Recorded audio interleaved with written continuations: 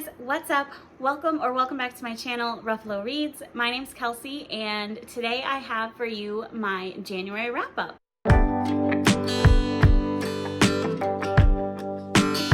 So I've been on a real kick lately with the gym and eating healthy. So this is a little bit of a random tangent that I wanted to start this off with. So I found this channel lately, and her channel name is Ashley Ck, and she's on this whole like fitness journey, weightlifting journey, weight loss journey, and she's absolutely like captured my attention, and I have been obsessed with watching her videos. So with my wedding upcoming, and just honestly in general, like I used to be so into like yoga and running and weightlifting and just being so active, and since having kids and things like that, like it's just fallen off, and I'm trying to get that passion back, and I've been doing actually really amazing, so I'm really proud of myself. But I wanted to shout her out in case any of you watching are on kind of your own weight loss or fitness journey, or wanting to be healthier, or just like watching like motivating, inspiring videos. She's really fun and just super down to earth, and I love her videos. So she will be linked down below. But with that said, let's get into all the books that I read last month.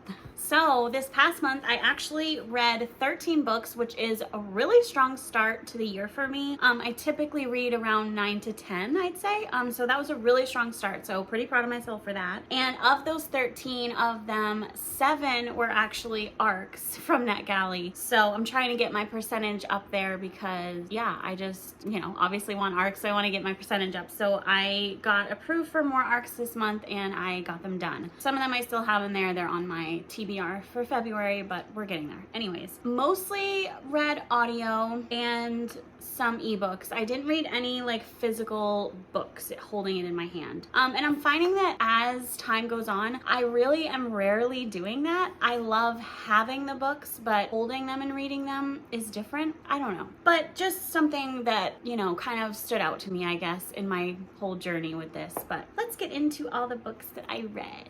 So the first book that I read was the Tattered and Torn series from Catherine Cowles, the third book in this series, called Hidden Waters. This was between Addie and Beckett, and for me, this was absolutely 5 stars. I adore this series, and I think I only gave one of them so far less than 5 stars, but it's between Addie and Beckett, like I said, and I don't want to give too much away about this book because it is the third in a series.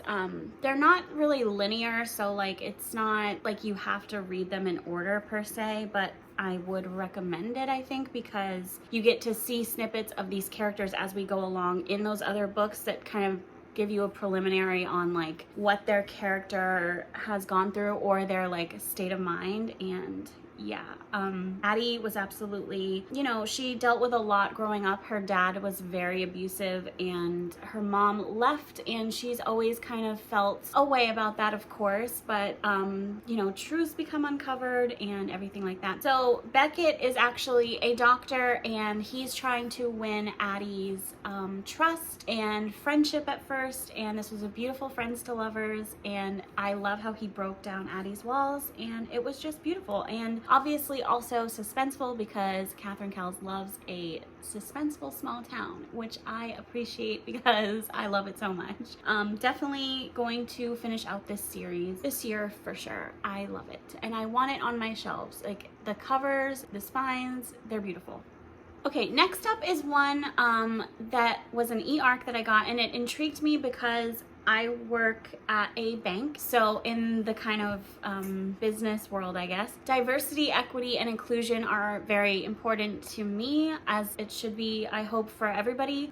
So specifically in the workplace, this book, Inclusion Uncomplicated by Dr. Nika White, I hope I'm saying her name correctly, she kind of delves deep into the topics related within business, and she has been kind of a head for diversity, equity, and inclusion within the workplaces, and she kind of goes around and teaches everybody that at the workplace, but obviously the people at the top, trickles down. But this was very informative, insightful. It was very great to hear that it's becoming more and more at the forefront of importance for companies. I think that the companies that don't pay attention are going to be the companies that don't last, honestly, because people are paying paying more attention and being more vocal about calling companies out that don't have strong values, I'd say. But yeah, this was great.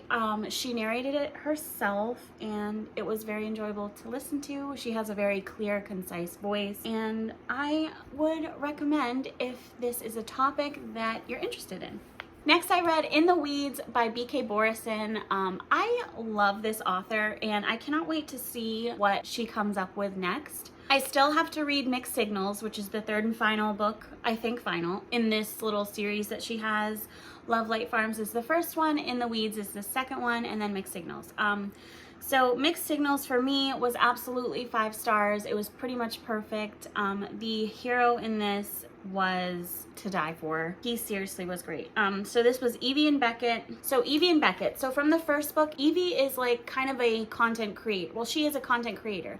So we know her from the first book because Stella applied for a spotlight from Evie of her farm. Like she spotlights small businesses and like gives them an audience and brings a light on them, spotlights them. So she actually had a one-night stand with our hero before this whole thing happened with the competition or whatever. So when she comes to town and sees him, she's like, oh my God, what the heck? She's totally thrown off guard. She's not that type of person that has these one-night stands, and she really felt connected with him, and he was like, he felt super like thrown for a loop because he was like, wow, I can't get her out of my head. And so this started off with a miscommunication, but it like exploded as time went on, and the descriptions of the characters was stunning. The little town setting is perfect. It gives Gilmore Girls vibes. If that's something that you enjoy, I really think that I don't see how you wouldn't like this book. It's just absolutely charming, and the way that she writes is, you can tell that she's like a put together, competent, just lovely woman, and like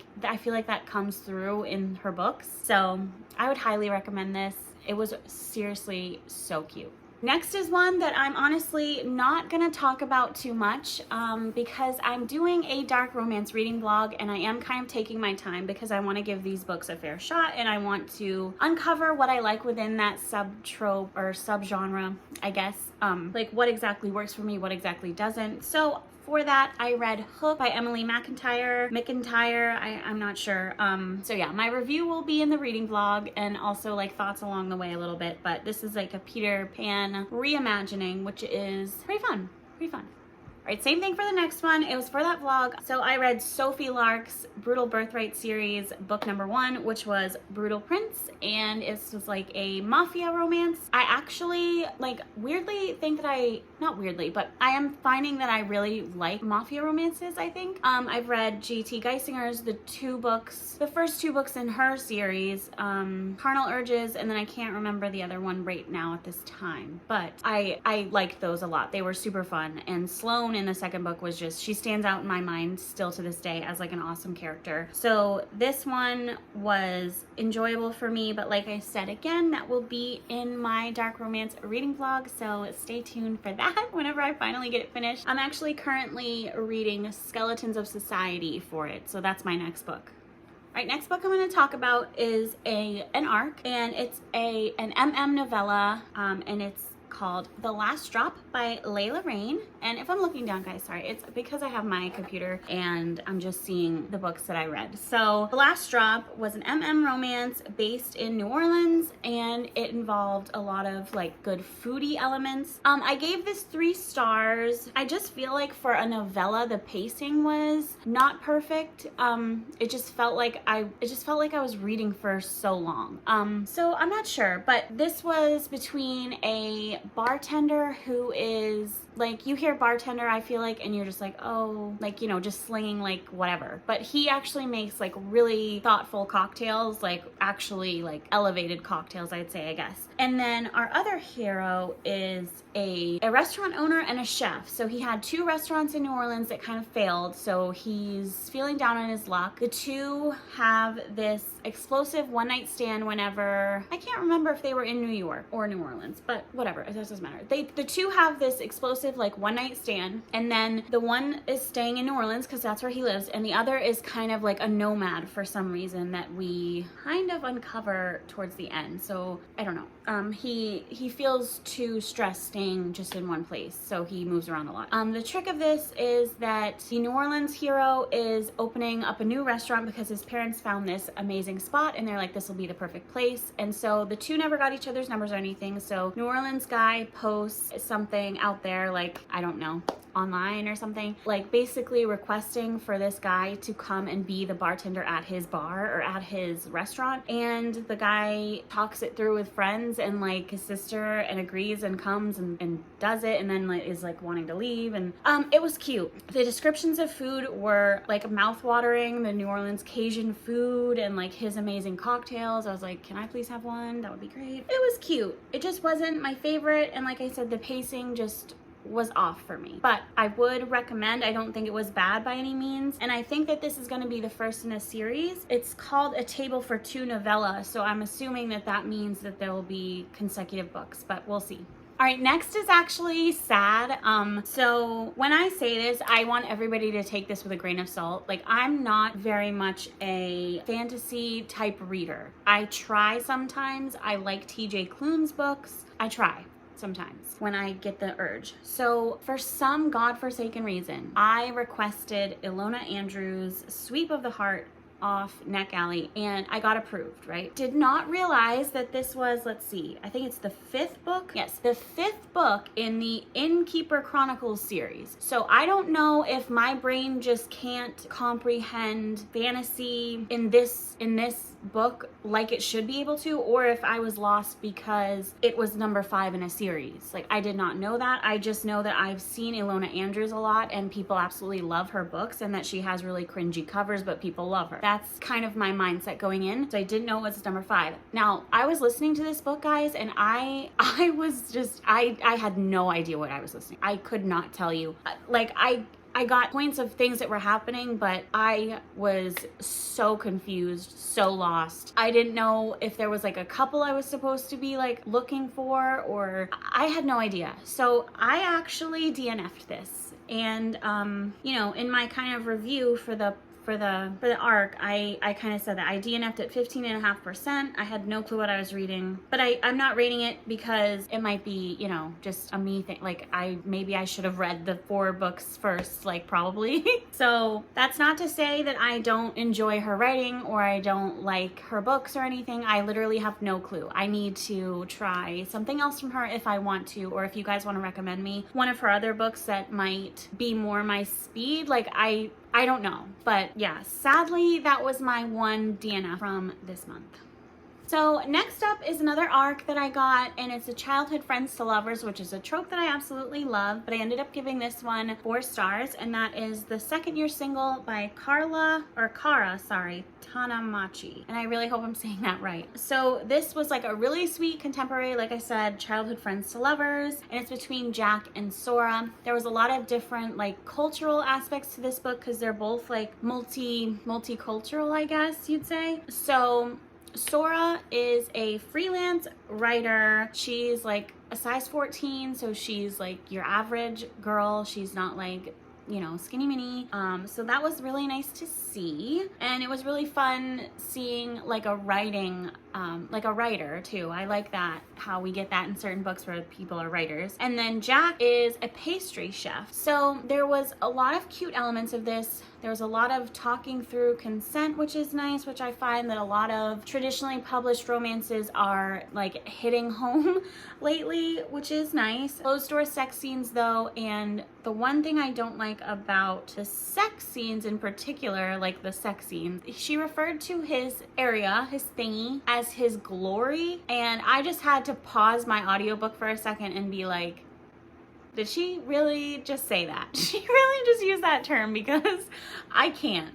So that was something. That was a choice. So Cindy Kay narrated this. I listened to the audiobook and I absolutely adore Cindy Kay's narration style. Her voice is just so proper. Like, I don't know, her voice is just so beautiful. So I loved listening to her. And then, you know, there's some different elements in this. Of course, Jack's like past relationship was a total fail, and we get that. So I didn't like the kind of bitchiness of some of the side female characters. Like, I'm over that. Overall, this was just a really sweet, cute romantic book, kind of rom-com-y, good to read maybe around like Valentine's Day. The cover is adorable, and there was a Valentine's kind of scene in here that was just swoony. It was very swoony. Okay, so next I read a book pretty much solely because of Chandler from Chandler Ainsley, that's her channel, and it's Part of Your World by Abby Jimenez. I have, of course, read Abby Jimenez before and, you know, enjoyed her well enough. I think I gave her books like 3 stars. Like, she's always like right there, but never like fully there. So this is between Alexis and Daniel. So the start of this book, she was out of town. Like, she lives in the city. Let's just say it's New York City, I think. Well, I don't know, but let's just say it's New York City, right? She lives in the city. She's out of town. Her car breaks down. She's in this like isolated, desolate town pretty much, and no one in sight. She doesn't know how to change a tire, I think, or something. And this guy comes, and it's our hero, and he helps change the tire. Well, he offers to help change the tire, and she's like, no, I called the tow truck, blah, blah, blah. And he's like, you're gonna be waiting all night if you're waiting for the tow truck. And so she agrees. They kind of get the tire fixed or whatever, and then she ends up going to the bar because I think she's like hungry or something. I can't remember. And this is like literally the only place that's open in the town at this point. And he's there, and he kind of notices her, and he's like, you know, whatever, she'd never go for me. She's very much like very city, like all done up, like Louboutins on or something, and like I'm like this country guy, like just doing it. And the guys that he's with kind of form this bet. But anyways, the tow truck guy is also there at the bar. So, and then she like recognizes that. She's like, yeah, what the heck? I would have never gotten out of there. So that was kind of funny.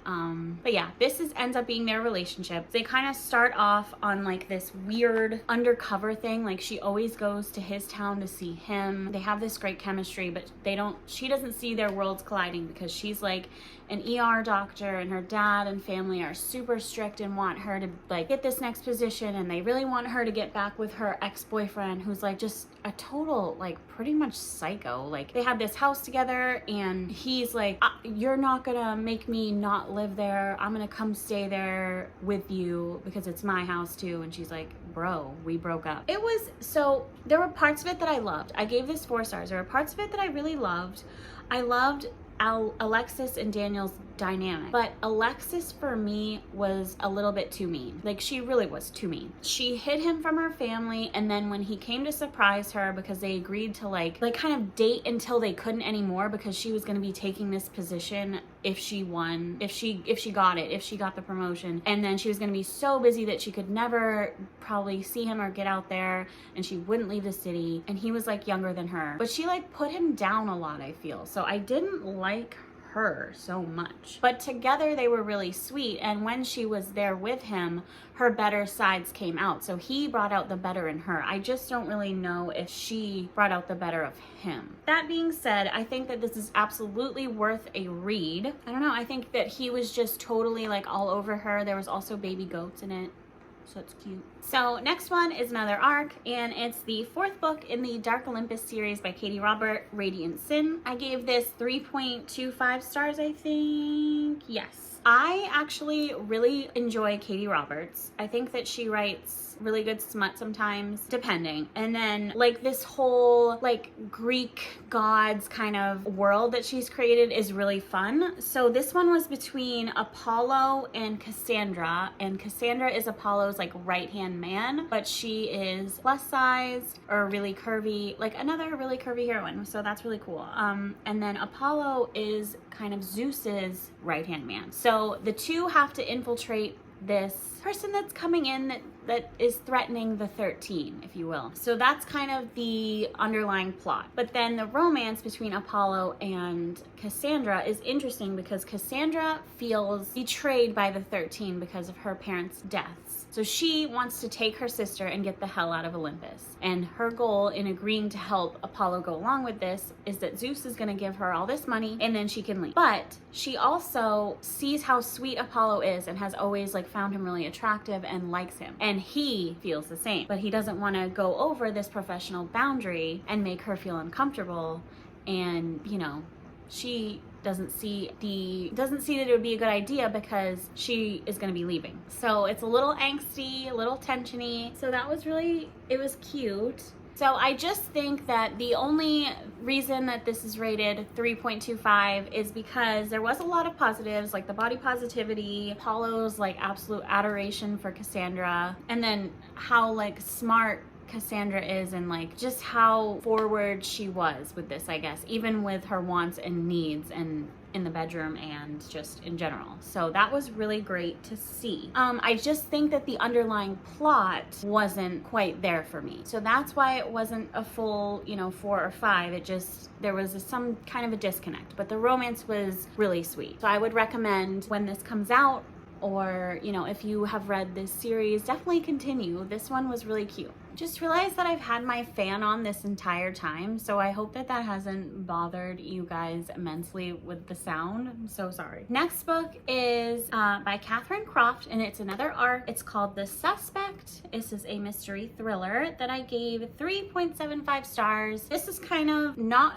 exactly what I expected it to be. I thought that it was going to be more like, I don't know what I thought it to be. It's different than what I thought it was going to be. So it's more so our main character trying to figure out her mother's death, and it was pretty obvious that it was either one or the other of who had done it back in the day from the beginning. So when we reached the end, it was like, yeah, I figured, which was fine. But getting from the beginning to the end, there was like, it kept me interested. There was different little twists. It was third person, which I don't know. I know I hate third person for romances typically as a general rule, but for thrillers, I'm not sure. I'm not sure if that contributed to my not loving it, but I did like it. So it has past and present snippets, which that I love.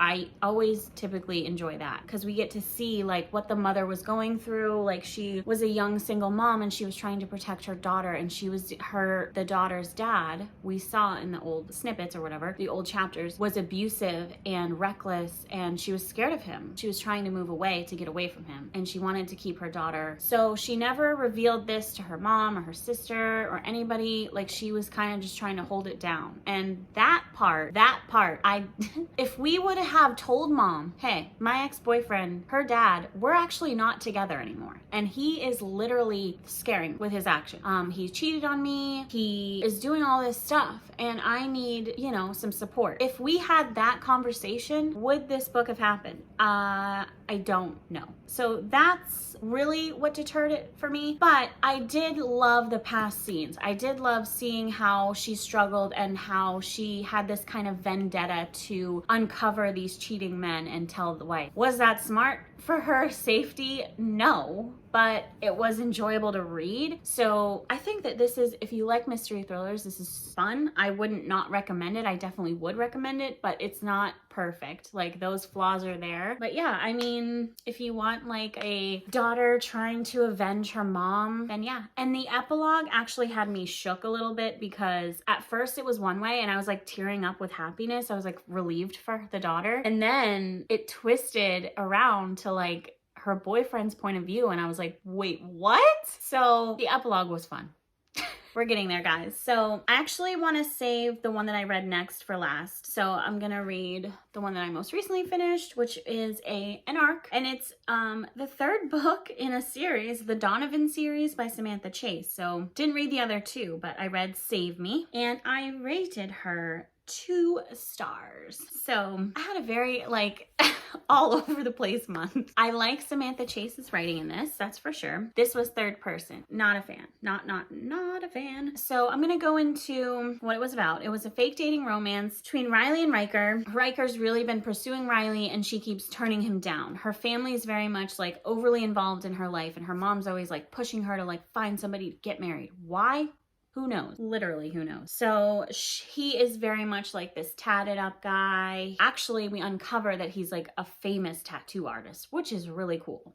I love that. Riley, she's just like this spunky, like carefree daughter of the Donovan family. I don't even remember what she does. I'm not sure what she does, but she just basically battles her mom. And that is all I got from her personality. So this is what didn't work for me. Riley herself, she was super obnoxious. She was so selfish, and she was like mean. Also, like another like mean girl. Like he was pursuing you and like really into you, and you kept turning him down only to ask him to fake date to get your family off your back. But like also you know that he like actually likes you, so you're like playing with his emotions that way. And then saying that like, I don't know, like he had like a big beard and these tattoos, and she was like, she used to date like all these preppy guys, so she was like, he won't be into me. But it was you that was turning him down, so you knew he was into you. So that didn't add up to me. I didn't buy the chemistry. Like I didn't buy like why he was so in for her. Like what about her did he love so much or like so much? The mom was, I said this and I'll say it every time, she was like a caricature of a person, a caricature of a character. She was not realistic. That's just like, I have Italian family members and it's just outrageous. Like, I don't know. But things that did work for me. Riker being this super badass tattoo artist was really cool. And then the close-knit family vibes I really did enjoy, other than the mom being outrageous. Would I recommend? You know what? I would recommend this if you've read the others in the series, you want to continue on in the series and you like the series. Other than that, I would not recommend. I think there's better romances out there, honestly. Last book that I'm going to talk about, finally. I feel like I've been here for like an hour. But last book I'm going to talk about is my favorite book so far of the year, of the month. I gave it absolutely 5 stars. If there were more stars, I would give it more stars. And that is An Optimist's Guide to Heartbreak by Jennifer Hartman. I haven't had a book affect me like this one affected me in so long. Like, literally, I was sobbing so much at multiple points that my fiance was like, literally, are you okay? And I'm like, no, like I'm actually not okay. Like I need help. So this is between Cal and Lucy. I love that name, by the way. I feel like some of my favorite books have the name Lucy in them. And I'm like, maybe if I have another daughter, her middle name could be Lucy. Because I don't like super traditional names for my kids' first names, but like that could be a cute middle name.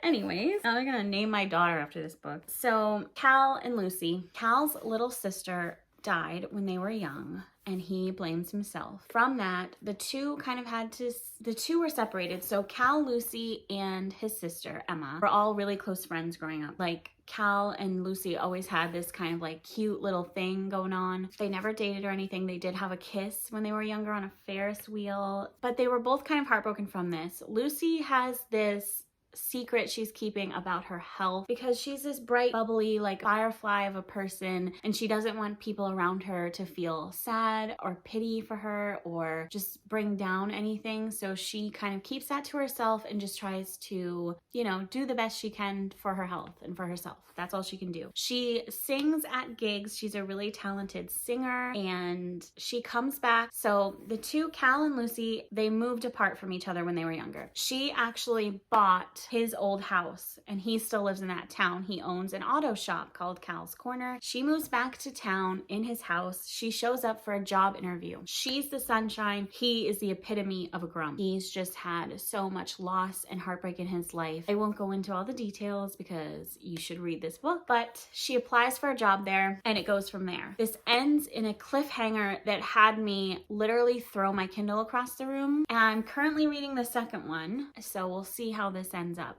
see how this fares. But I would highly recommend reading An Optimist's Guide to Heartbreak, reading Jennifer Hartman in general. I'm gonna read all of her books. My goal is to have all of them read by the end of this year, and I don't think there's much left to read anyways. So I would highly recommend, even not having finished A Pessimist's Guide to Love yet, even if I don't end up loving that one, I'll never regret or change my mind on how I feel about An Optimist's Guide to Heartbreak. I think that it was just beautiful. There were so many parts that I underlined and highlighted and just, love. So yes, read that.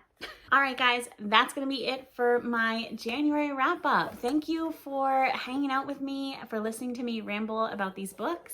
As always, please like, comment, and subscribe to my channel if you haven't done so yet. And until next time, guys, I'll see you.